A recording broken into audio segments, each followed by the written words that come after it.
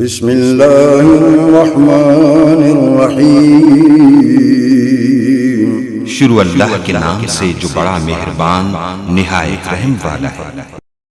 وَإِذِ اسْتَسْقَى مُوسَى لِقَوْمِهِ فَقُلْنَا اضْرِب بِّعَصَاكَ الْحَجَرَ فَانفَجَرَتْ مِنْهُ 12 عَيْنًا قَدْ عَلِمَ كُلُّ أُنَاسٍ مَّشْرَبَهُمْ كُلُوا وَاشْرَبُوا مِن رِّزْقِ اللَّهِ وَلَا تَعْثَوْا فِي الْأَرْضِ مُفْسِدِينَ۔ اور جب موسیٰ علیہ السلام نے اپنی قوم کے لیے پانی مانگا تو ہم نے کہا کہ اپنی لاٹھی پتھر پر مارو، جس سے 12 چشمے پھوٹ نکلے، اور ہر گروہ نے اپنا چشمہ پہچان لیا، اور ہم نے کہہ دیا کہ اللہ تعالیٰ کا رزق کھاؤ پیو اور زمین میں فساد نہ کرتے پھرو۔ یہ واقعہ بھی اس وقت کا ہے جب بنی اسرائیل میدان طیہ صحرائے سینا میں محصور تھے۔ وہاں پانی کا کوئی چشمہ نہیں تھا۔ اللہ تعالیٰ نے ایک معجزے کے طور پر پتھر سے 12 چشمے پیدا فرما دیے۔ حضرت یعقوب اسرائیل علیہ السلام کے 12 بیٹے تھے۔ ہر بیٹے کی اولاد ایک مستقل قبیلہ بن گئی، اور اس طرح بنی اسرائیل 12 قبیلوں میں تقسیم ہو گئے۔ اللہ تعالیٰ نے ہر قبیلے کے لیے ایک الگ چشمہ جاری فرما دیا تاکہ کوئی الجھن پیش نہ آئے۔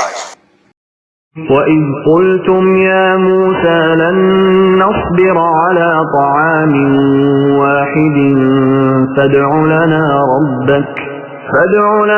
ربك يخرج لنا مما تنبت الأرض من بقلها وقثائها وفومها وعدسها وبصلها قال أتستبدلون الذي هو أدنى بالذي هو خير اهبطوا مصرا فإن لكم ما سألتم وضربت عليهم الذلة والمسكنة وباءوا بغضب من الله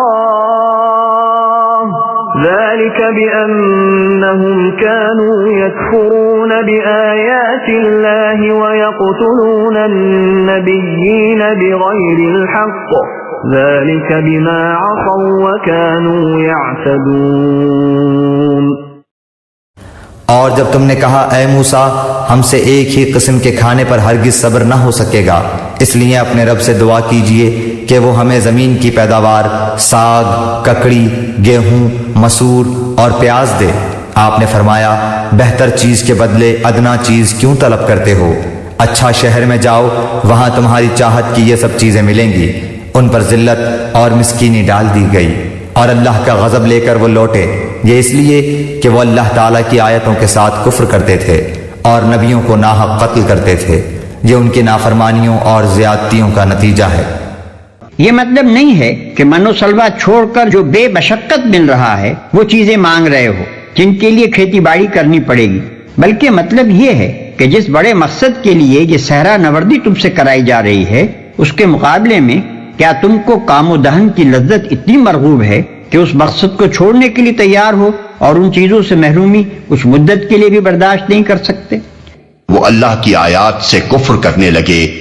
آیات سے کفر کرنے کی مختلف صورتیں ہیں۔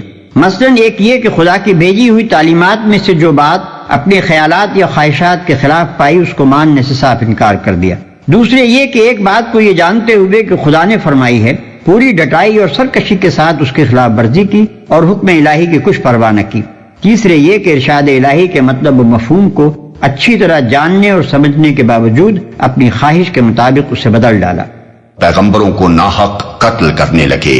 بنی اسرائیل نے اپنے اس جرم کو اپنی تاریخ میں خود تفصیل کے ساتھ بیان کیا ہے۔ مثال کے طور پر ہم بائبل سے چند واقعات یہاں نقل کرتے ہیں۔ 1. حضرت سلیمان علیہ السلام کے بعد جب بنی اسرائیل کی سلطنت تقسیم ہو کر 2 ریاستوں یروشلم کی دولت یہودیہ اور سامریہ کی دولت اسرائیل میں بٹ گئی تو ان میں باہم لڑائیوں کا سلسلہ شروع ہوا، اور نوبت یہاں تک آئی کہ یہودیہ کی ریاست نے اپنے ہی بھائیوں کے خلاف دمشق کی ارامی سلطنت سے مدد مانگی۔ اس پر خدا کے حکم سے حنانی نبی نے یہودیہ کے فرمانروا آسا کو سخت تنبیہ کی، مگر آسا نے اس تنبیہ کو قبول کرنے کے بجائے خدا کے پیغمبر کو جیل بھیج دیا۔ 2.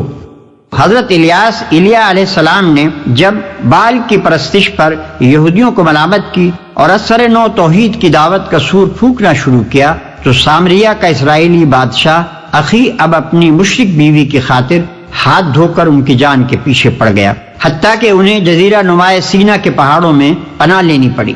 اس موقع پر جو دعا حضرت الیاس نے مانگی ہے اس کے الفاظ یہ ہیں: بنی اسرائیل نے تیرے عہد کو ترک کیا، تیرے نبیوں کو تلوار سے قتل کیا، اور ایک میں ہی اکیلا بچا ہوں، سو وہ میری جان لینے کے در پہ ہیں۔ 1 سلاطین باب 19 آیت 1-10۔ 3، ایک اور نبی حضرت میکایا کو اسی اخی اب نے حق گوئی کے جرم میں جیل بھیجا اور حکم دیا کہ اس شخص کو مصیبت کی روٹی کھلانا اور مصیبت کا پانی پلانا۔ سلاطین باب 22 آیت 26 اور 27۔ 4، پھر جب یہودیہ کی ریاست میں علانیہ بت پرستی اور بدکاری ہونے لگی اور زکریا نبی نے اس کے خلاف آواز بلند کی تو شاہ یہودا یواس کے حکم سے انہیں عین ہیکل سلیمانی میں مقدس اور قربان گاہ کے درمیان سنسار کر دیا گیا۔ 2 تواریخ باب 24 آیت 21۔ 5، اس کے بعد جب سامریہ کی اسرائیلی ریاست آشوریوں کے ہاتھوں ختم ہو چکی اور یروشلم کی یہودی ریاست کے سر پر تباہی کا طوفان تلا کھڑا تھا تو یرمیاہ نبی اپنی قوم کے زوال پر ماتم کرنے اٹھے اور کوچے کوچے انہوں نے پکارنا شروع کیا کہ سنبھل جاؤ ورنہ تمہارا انجام سامریہ سے بھی بدتر ہوگا۔ مگر قوم کی طرف سے جو جواب ملا وہ یہ تھا کہ ہر طرف سے ان پر لعنت اور پھٹکار کی بارش ہوئی، پیٹے گئے، قید کیے گئے، رسی سے باندھ کر کیچڑ بھرے حوض میں لٹکا دیے گئے تاکہ بھوک اور پیاس سے وہیں سوکھ سوکھ کر مر جائیں، اور ان پر الزام لگایا گیا کہ وہ قوم کے غدار ہیں، بیرونی دشمنوں سے ملے ہوئے ہیں۔ یرمیہ باب 15 آیت 10، باب 18 آیت 20 اور 23، باب 20 آیت 1 اور 18، باب 36 تا باب 40۔ 6، ایک اور نبی حضرت آموس کے متعلق لکھا ہے کہ جب انہوں نے سامریہ کی اسرائیلی ریاست کو اس کی گمراہیوں اور بدکاریوں پر ٹوکا اور ان حرکات کے برے انجام سے خبردار کیا تو انہیں نوٹس دیا گیا کہ ملک سے نکل جاؤ اور باہر جا کر نبوت کرو۔ آموس باب 7 آیت 10 اور 13۔ 7، حضرت یحییٰ یوحنا علیہ السلام نے جب ان بد اخلاقیوں کے خلاف آواز اٹھائی جو یہودیہ کے فرما روا ہیرودیس کے دربار میں کھلم کھلا ہو رہی تھی تو پہلے وہ قید کیے گئے، پھر بادشاہ نے اپنی معشوقہ کی فرمائش پر قوم کے اس صالح ترین آدمی کا سر قلم کر کے ایک تھال میں رکھ کر اس کی نظر کر دیا۔ مرقس باب 6 آیت 17 اور 29۔ 8، آخر میں حضرت عیسیٰ علیہ السلام پر بنی اسرائیل کے علماء اور سرداران قوم کا غصہ بھڑکا کیونکہ وہ انہیں ان کے گناہوں اور ان کی ریاکاریوں پر ٹوکتے تھے اور ایمان و راستی کی تلقین کرتے تھے۔ اس قصور پر ان کے خلاف جھوٹا مقدمہ تیار کیا گیا، رومی عدالت سے ان کے قتل کا فیصلہ حاصل کیا گیا، اور جب رومی حاکم پیلاطس نے یہود سے کہا کہ آج عید کے روز میں تمہاری خاطر یسوع اور برابا ڈاکو دونوں میں سے کس کو رہا کروں تو ان کے پورے مجمع نے بالاتفاق پکار کر کہا کہ برابا کو چھوڑ دے اور یسوع کو پھانسی پر لٹکا۔ متی باب 27 آیت 20 تا 26۔ یہ ہے اس قوم کی داستان جرائم کا ایک نہایت شرمناک باب جس کی طرف قرآن کی اس آیت میں مختصراً اشارہ کیا گیا ہے۔ اب یہ ظاہر ہے کہ جس قوم نے اپنے فساق و فجار کو سرداری و سربراہ کاری کے لیے اور اپنے صلحاء و ابرار کو جیل اور دار کے لیے پسند کیا ہو، اللہ تعالیٰ اس کو اپنی لعنت کے لیے پسند نہ کرتا تو آخر اور کیا کرتا۔